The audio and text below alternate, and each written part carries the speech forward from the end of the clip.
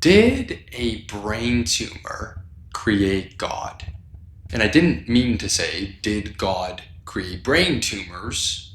That's a different video for a different time. I'm asking the question, did a brain tumor create God? And I promise you that question will make sense as we go through today's video, where we examine a very curious incident from 2016 in Spain. And if that incident is any indication of the truth, the answer might be yes. Let's talk about it.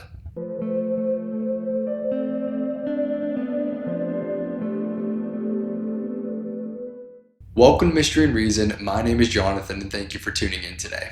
If you haven't already, please subscribe and let's jump into today's topic. So, did a brain tumor create God? Well, first let me go through what the incident was in 2016 in Spain, and then we can go from there. So in 2016, there was a girl, let's call her Sarah. And Sarah was just a normal person by all accounts, enjoyed hanging out with friends and family, doing hobbies, things like that.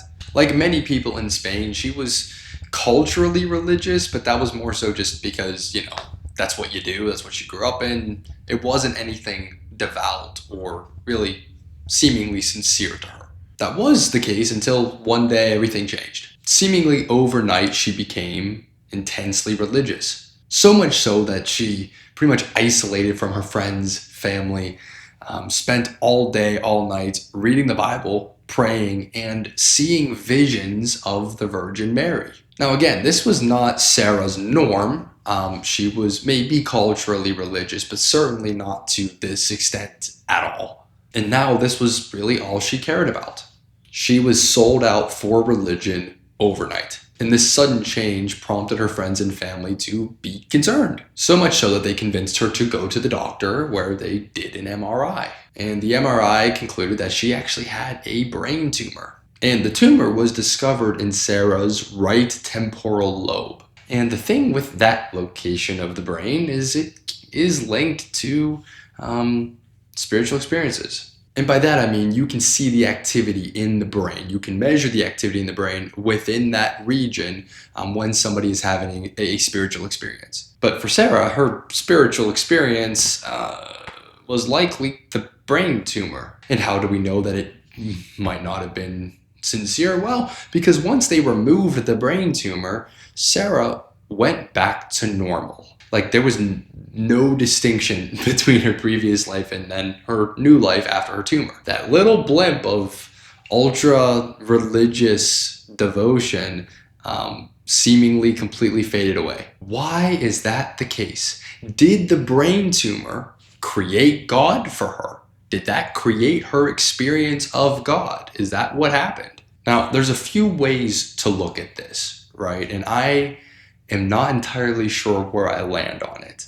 On the one hand, one can certainly say, well, see, this is proof that our brains manufacture these spiritual experiences. Because look at Sarah. She had a brain tumor. It was pressing on her nerves. It was changing the activity within that region, and it was causing these spiritual experiences. And of course, it had to do with the Virgin Mary and things like that, because that was the culture she knew.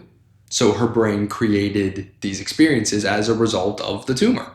And truthfully, that feels very plausible to me. But then you have to kind of approach this as, well, there's a lot of people that have spiritual experiences, right?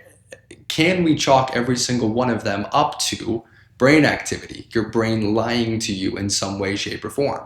Because from a spiritual perspective, one could argue that within the instance of Sarah, potentially that tumor, yes, it certainly altered the region of the brain, but maybe it altered it towards the divine, and that was her real reality. See, the brain has a lot of material things to focus on, right? Does that mean that that's all there is, or is there something more? And if there is this something more, maybe getting out of the material and rewiring the brain away from the material is how you tune into this spiritual reality. Possibly in her instance, the tumor was manually rewiring her brain. So like the frequency was pointed towards the divine instead of towards the material. It's kind of like changing a station on a radio, where it's like the radio's default setting is the material world, but there are things that can alter that. And from the world of science, we know that things like hard drugs can certainly do that. Now, does that mean that their experiences are not real? Because from a scientific perspective, we are observing the reaction of the brain, the activity in the brain. But is that all there is? Or is there some sort of spiritual reality that the brain is kind of tuning into? If we proved tomorrow without reasonable doubt that God existed, what would we expect the brain to look like? And how would we expect the brain to react during spiritual experiences? I think it would probably react very similarly to how it does. Because there are instances, such as Sarah's, where people have these experiences in their brain and they could be tracked back to either a tumor or some sort of mental illness. But they will describe it as the most real thing they've ever experienced. There are even instances of atheists having similar reactions and recognizing that this is just their brain doing it, but at the same time saying, this is beautiful and this is the most beautiful thing I've ever experienced and I want to stay here.